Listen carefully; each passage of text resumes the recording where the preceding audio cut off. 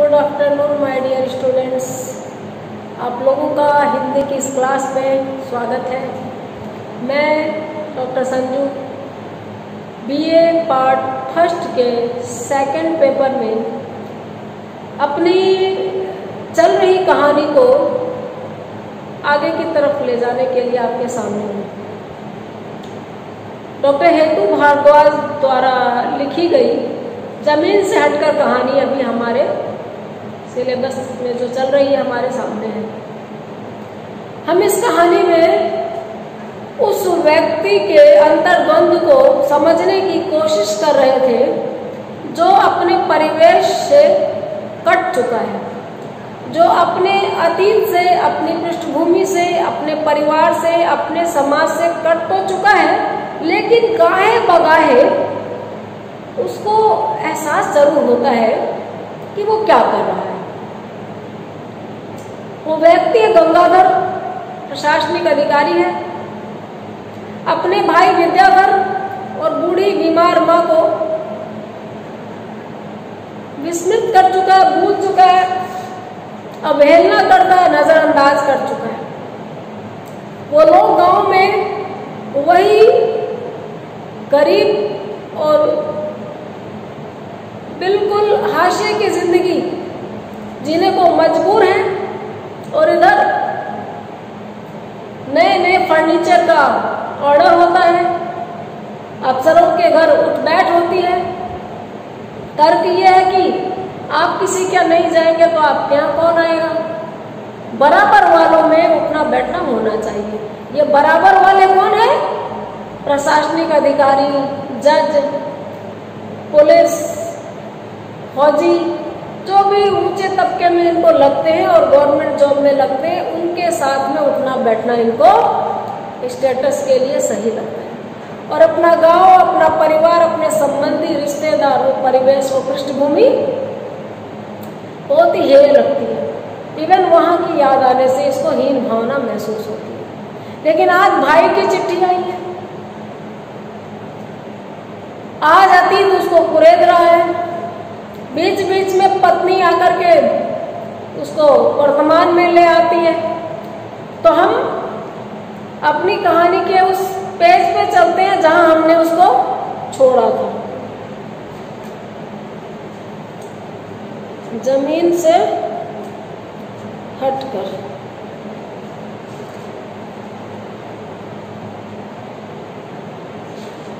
Page number 68। हमने पढ़ा था कि आज अतिरिक्त जिलाधीश शर्मा के लड़के का जन्मदिन है। पार्टी तो बहाना है, वहां उपहारों की प्रतियोगिता होगी। सारे अफसर सब परिवार पिकनिक पर जाएंगे राजसमंद। वहां साड़ियों की नुमाइश होगी, बर्थडे पार्टी भी होगी। कभी इस बहाने पिकनिक पार्टी होती है, आउटिंग होती है, वहां गहनों और कपड़ों की नुमाइश होती है। और इसी जिंदगी के अनुरूप स्वयं को ढालने के चक्कर में वह भूल गया कि वह गांव में जन्मा है। फूस के टापरे में काला धुआं फेंकती ढिबरी की रोशनी में पड़ा है। रेत के धोरों पर रातों को सोया है। लंबे अरसे तक उसने सुबह रोज छाछ और सूखी रोटी का नाश्ता किया। वो ये भूल गया। देखिए, ये कोई गलत बात नहीं है कि आप पहले गरीब थे और अब अमीर बन जाओ। बात इतनी है कि आप उन दिनों को इस रूप में याद रखो कि आप उस समय जैसे थे वैसे अब जो लोग हैं उनके काम आ सको, उनके कंधे पर हाथ रख सको, उनकी हथेलियों में अपनी हथेलियां दे करके उनको एक आश्वस्ति भरी थपकी दे सको। बस यहीं पे ये चूक गया। बाकी गलत नहीं है कि किसी टाइम आप कच्चे मकान में रहते थे और फिर एक दिन आप पक्के घर में रहने लगे। किसी दिन आप फर्श पे बैठ के खाना खाते थे, एक दिन आपके पास कुर्सी, टेबल, चटाई, मेज आ गई। ये कोई गलत बात नहीं है। गलत ये है कि अपने ही जैसे दूसरे लोगों को आप गलीज समझने लगो, गंदे समझने लगो, घटिया समझने लगो। ये गुनाह है जो गंगाधर से भी हो गया। इसीलिए कहानीकार इस रूप में लिख रहे हैं कि इतना बड़ा बनने के चक्कर में वो ये भूल गया कि एक दिन वो कच्ची झोपड़ी में, फूस की झोपड़ी में पड़ता था। रातों को चिमनी में धुआं निकलता था, उससे पढ़ाई की थी और उस धुएं से उसकी जिंदगी के चारों तरफ जो माहौल था, झोपड़ी की दीवारें थी, वो करिया गई थी, काली पुत गई थी। रेत के धोरों पे, मिट्टी पे ही वो सो जाता था और सुबह छाछ में रोटी डुबो के वो खाता था, रात की सूखी रोटी। अभी विद्याधर का पत्र आता है तो उसे एहसास होता है कि उसकी बूढ़ी माँ और विद्याधर उसी टापरे में दिन काट रहे हैं। डिबरी की काली कप भी उस झोपड़ी में फैल रही है। विद्याधर अब भी छाछ और ठंडी सूखी रोटी का नाश्ता कर रहा है। वो तो उस जगह को छोड़ आया, लेकिन माँ की चिट्ठी से उसको गाहे बगाहे याद आ जाता है। भाई की चिट्ठी से विद्याधर जब चिट्ठी लिखता है तो याद आ जाता है कि भाई अभी भी उस फूस की टापरी में झोपड़ी में माँ के साथ रह रहा है। अभी भी वही डिबरी की कालिक भरी रोशनी में वो जिंदगी बिता रहे हैं और अभी भी उसका भाई छाछ में सूखी रोटी डुबो के नाश्ता कर रहा है। धूल भरी गर्म लू वे लोग अब भी उसी टापरे में झेल रहे हैं। कोई एसी कूलर फैन नहीं है। आज भी धूल भरी आंधियां वो अपने रूम में झेल रहे हैं। वो रूम में क्या, उस झोपड़े में। मेरे पास रूम है ना तो रूम याद आ जाता है। जो धूप में, लू में और गर्म थपेड़े अपनी फूस की झोपड़ी में झेलते हैं, वो बता सकते हैं कितना कष्ट होता है। बड़ा खूबसूरत लगता है सोचना, खेत में फार्म हाउस बना लेंगे, ये बना लेंगे, वैसे रहेंगे। आप पैसे वाले हैं ना तो कहीं पे भी स्वर्ग उतार लाएंगे, लेकिन गरीब आदमी तो स्वर्ग में भी है ना, तो उसका जीवन दयनीय ही है। उससे मिलने वाले लोग जब उससे गांव का नाम पूछते हैं तो बता देता है काछेरा, मगर मानसिक रूप से तो अपने गांव काछेरा से कब का ही दूर हो चुका है और अब उसको लगता है वो कहीं का नहीं रहा। यहाँ तक हमने पढ़ा था। उसकी गलती यही रही कि उसने अपने मस्तिष्क में एक अलग दुनिया का नक्शा बना लिया। इस नक्शे में रंग भरने के फेर में वो अपनी जमीन छोड़ता चला गया। नई दुनिया के नक्शे में रंग भरते समय वो अनेक मूर्खताओं का शिकार हुआ था। उसकी ये गलती थी कि उसके दिमाग ने अपनी एक अलग दुनिया बना ली। ये घर है ना तो बेकार है, परिवार है ना तो किसी काम के नहीं, और गरीब तो होना ही नहीं चाहिए। गरीबी पाप है, गरीब होना उससे बड़ा पाप है, और इन लोगों से तो मुंह नहीं लगाना चाहिए, इनसे दूरी बरतनी चाहिए। दिमाग में अमीरों की, पैसे वालों की ऐसी जंजाल भरी दुनिया बना ली कि उसमें वो अपने रंग भरता चला गया, कल्पना के, घृणा के, दिखावे के, और अपनी जमीन, अपनी असलियत, अपना भाईचारा, अपना जो मानवीय रूप है, अपनी करुणा है, वो भूलता चला। करुणा तो बहुत बड़ी चीज है, सहानुभूति भूल गया वो, अपने घर के लिए जिम्मेदारी भूल गया और नई दुनिया के नक्शे कदम के साथ तालमेल करते हुए कई बार मूर्खता का शिकार भी हुआ। अब तो इन मूर्खताओं को याद करके उसको खुद से भी ग्लानि होने लगती। जब वो याद करता है कि भविष्य में, अतीत में वो क्या क्या गलतियां कर चुका, तो कई बार उसको पछतावा होता है। किस तरह का पछतावा? जो अमीर मंडली के बीच में बैठ करके एक नए अमीर दोस्त से कभी कभी हो जाती है तो उसको बाद में एहसास होता है। उसे याद है कि एक दिन क्लब में वह साथी अफसरों के साथ बैठा था, तब उसने नई अफसरी ओढ़ी थी यानी माँ बाप से पुश्तैनी अफसरी नहीं मिली थी, अभी नया बना था। सौंदर्य प्रसाधनों की कीमतों पर बातें चल रही थी।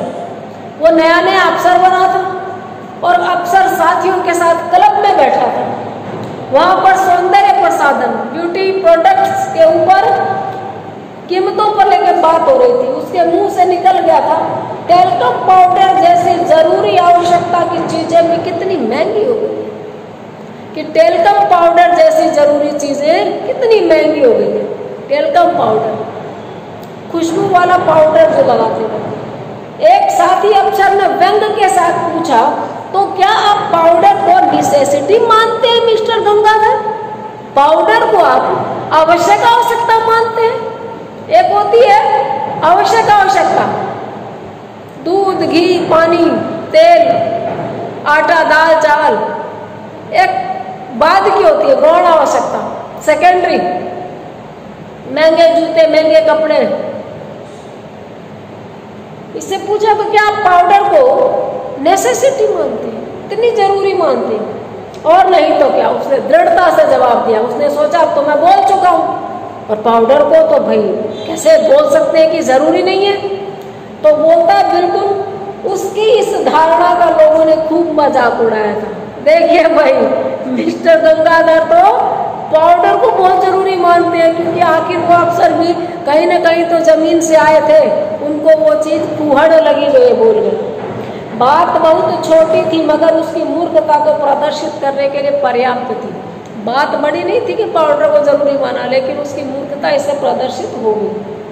उसकी इस रंगीन दुनिया का इतिहास ऐसी ही मूर्खताओं का इतिहास है, क्योंकि उसके पैरों के नीचे जमीन नहीं रह गई है। उसकी इन मूर्खताओं का इतिहास एकदम ऐसा ही है, उसकी रंगीन दुनिया का इतिहास, ऐसी मूर्खताओं का इतिहास। वह बहुत चाहता है कि अपनी जिंदगी नए सिरे से शुरू करे, बहुत चाहता है वो कि जिंदगी जो है वो नए सिरे से जिए। कितनी बार ऐसी मूर्खताएं करके अमीरों की जमात में भी उल्लू बना, और गरीबों की जमात को तो वो जमात ही नहीं समझता, बैठने लायक नहीं समझता।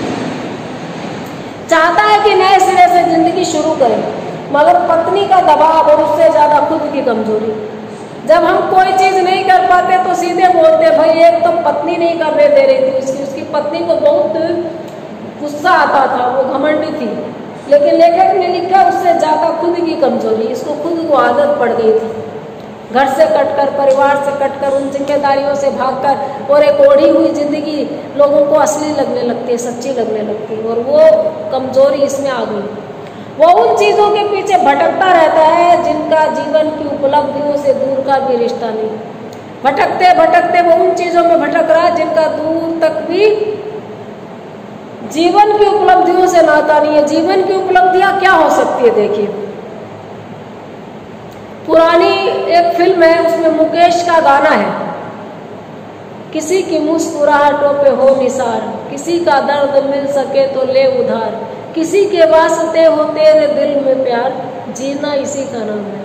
अगर हम किसी के बहते हुए आंसुओं को अपनी हथेली लगाकर अपनी उंगलियों से पहुंच नहीं सकते, चलिए काव्यमयी भाषा में नहीं बात करते हैं, कोई रो रहा है और हम उसको तसल्ली नहीं दे सकते, कोई दुखी है हम उसके कंधे पे हाथ नहीं रख सकते, कोई परेशान है और हम उसके समस्या का समाधान कर सकते और फिर भी हम नहीं करें, तो चाहे हम करोड़पति हों, चाहे कितना ही हम लोग महंगे कपड़े महंगे जूते पहन ले, हम कितने भी ब्यूटी प्रोडक्ट लगा के खूबसूरत दिखने का असफल प्रयास कर ले, लेकिन हम इंसान तो नहीं कहला सकते।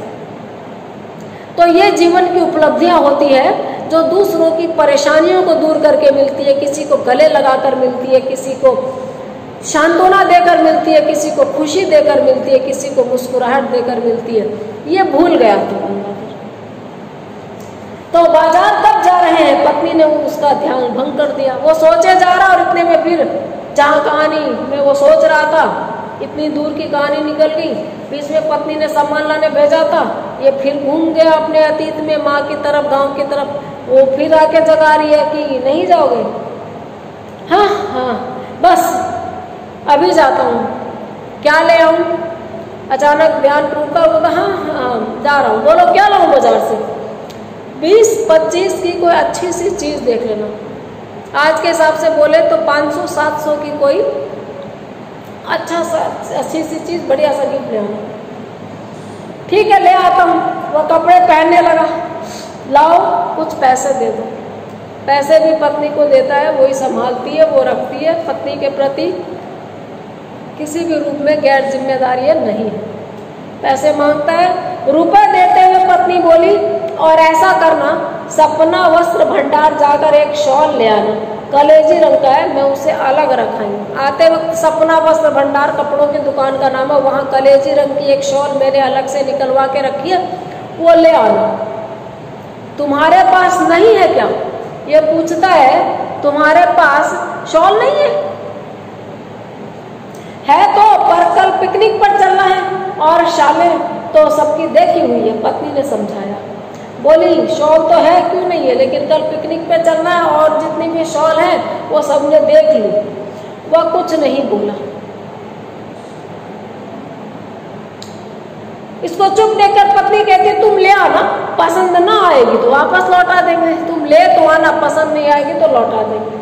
पत्नी ने उसका वजन हल्का करना चाहा, जो ये इतना गंभीर हो गया था शॉल की बात सुनकर, तो पत्नी ने वजन कम करना चाहा। मगर वह जानता है कि पसंद ना आने पर लौटा देने की शर्त पर अनेक वस्तुएं आई हैं, मगर लौटी आज तक एक भी नहीं। लेकिन उसको ये पता है कि पसंद नहीं आएगी तो लौटा देंगे, ये कहकर घर में आई तो बहुत सारी चीज़ें, लेकिन लौटाई एक भी नहीं गई है, वह चला गया। मगर उसकी चेतना में विद्याधर का पत्र बराबर घूम रहा, वो चला गया सामान लाने, और उसकी अंतरात्मा में, उसके मानस में भाई की चिट्ठी घूम रही थी। बाजार से लौटा तो क्वार्टर के बाहर ही तार वाला डाकिया मिल गया। बाहर से सामान लेके आया तो क्वार्टर के बाहर डाकिया मिला। उसने रसीद पर हस्ताक्षर कर तार ले लिया, रसीद पे हस्ताक्षर कर दिए, तार ले लिया। खोल कर पढ़ा, तार लेते रसीद पे साइन करके पढ़ा, मदर एक्सपायर्ड विद्याधर। तार छोटा सा होता है, पहले टेलीग्राम भेजा करते थे, आजकल तो ईमेल और व्हाट्सएप फोन बहुत सारी सुविधाएं हैं, तो टेलीग्राम आया है, मदर एक्सपायर्ड, माँ गुजर गई है, भाई ने लिखा।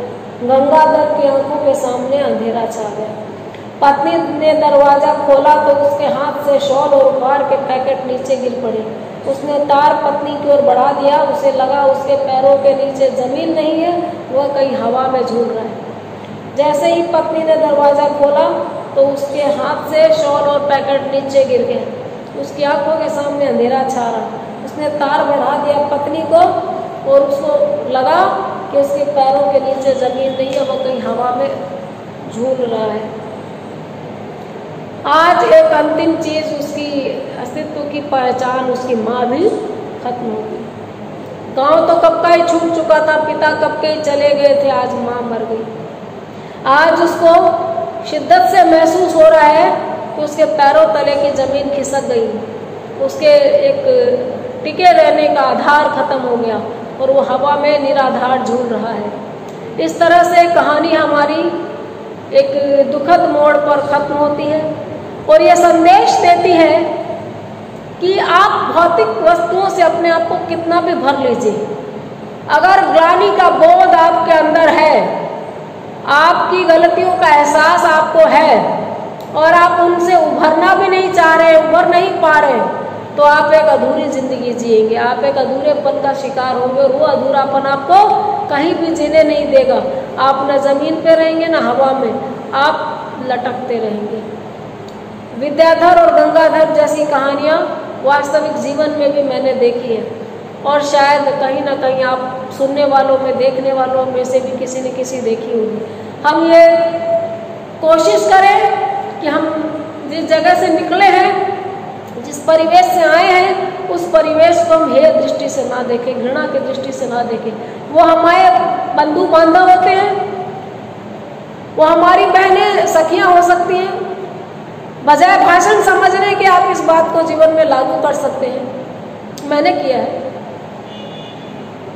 कि जो चीज़ें मेरे पास हासिल नहीं थी, जो चीज़ें मुझे नहीं मिलती थी, मेरी कोशिश रहती है कि जहाँ कभी मैं थी वहाँ इस समय कोई हो तो मैं हाथ पकड़ के उसको कम से कम मेरी पोजीशन तक लाने की एक छोटी सी कोशिश तो कर सकती हूँ। मेरे साथ मेरी खुशियाँ, मेरा सामान तो बांट सकती हूँ। आप इस कहानी के इस भाव को समझिएगा, ये पर्सनल मेरे बारे में नहीं है, ये पर्सनल आपके बारे में नहीं है, ये हम सब के बारे में है। या तो ये सबकी पर्सनल स्टोरी है या ये सोशल स्टोरी है। हमें एक दूसरे को, अपने परिवार को, रिश्तेदारों को, संबंधियों को, मित्रों को, जाति, धर्म, मजहब को छोड़कर, इन छोटी चौहद्दियों को पार करके सबको अपनाना चाहिए। अन्यथा जिस दिन हमें अपनी गलतियों का एहसास होगा, तब तक हम इतनी दूर निकल आएंगे कि हमारे पास लौटने का रास्ता भी नहीं बचेगा। और अब जो अधूरापन मिलेगा, अब जो खालीपन मिलेगा, अब जो दुख मिलेगा, ग्लानि से मिश्रित दुख, वह सारी खुशियों पर पानी फेर देगा। वो सारी वस्तुएं जो बहुत रंगीन, खूबसूरत लगती थी, वो फीकी लगने लगेंगी। उम्मीद है कहानी आपको समझ आई होगी।